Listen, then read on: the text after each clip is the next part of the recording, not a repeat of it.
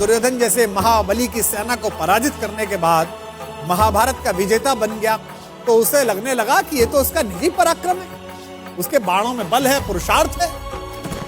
अर्जुन मन ही मन इस बात पर इठलाते हुए अपने रथ पर सवार होकर युद्ध भूमि से लौट रहा था। जब अपने शिविर के आखिर में पहुंच गए तो उसके रथ पर बैठे हुए मधुसूदन सारथी भगवान श्री कृष्ण ने कहा, पार्थ, रथ से नीचे उतर जाओ।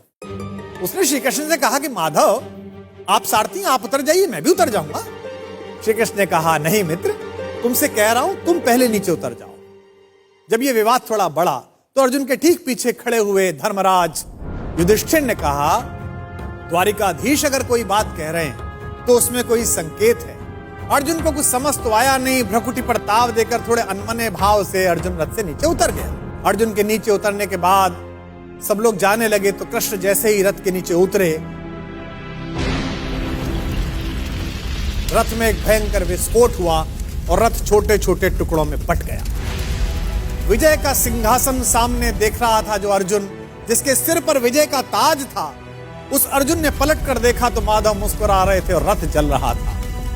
अब उसे यह तो समझ में आ गया कि उसके सखा श्री कृष्ण ने उसे रथ से नीचे उतरने के लिए क्यों कहा, और उसे विस्फोट का कारण अब भी समझ में नहीं आया था। अब उसने विनम्र भाव से अहंकार का तिरोहन करते हुए माधव से पूछा कि माधव, यह क्या लीला है? कृष्ण ने मुस्कुराते हुए उत्तर दिया कि पार्थ, युद्ध के इस दौरान इस रथ पर कई दिव्य शक्तियों का प्रयोग हुआ। तुम पर जिन घातक अस्त्रों का प्रयोग हुआ उसका बचा हुआ असर भी इस रथ पर था जिस पर हम सवार थे, लेकिन वे सारे अस्त्र शस्त्र और वे घातक शक्तियां केवल इस कारण से काम नहीं कर रही थी कि मैं वहां उपस्थित था। अगर आज मैं इस रथ से तुमसे पहले उतर जाता अर्जुन, तो इस युद्ध को जीतने के बाद भी तुम जीवित ना हो।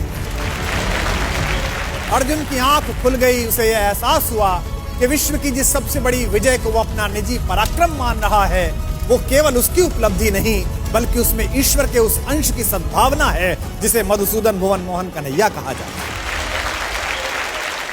ये कथा ये बताती है कि सिद्धियों के मद में खुद को इतना शक्तिशाली मत समझो कि जिन्होंने हमें सिद्धियां दी हैं उन्हीं को आप आंखें दिखाने लगो। याद रखिएगा, आपकी प्रत्येक सफलता के पीछे कृष्ण जैसे ऐसे असंख्य लोग हैं जिनकी चुपचाप और अदृश्य शुभकामनाओं के कारण आप इस विजय रथ पर सवार हुए हैं। जब भी आपको यह लगने लगे कि आपने ये ऐतिहासिक उपलब्धि स्वयं की बुद्धि शक्ति के कारण पाली है, तो बस उन लोगों के बारे में सोचिए जिनके सहयोग के बिना आपकी ये यात्रा इतनी आसान न होती।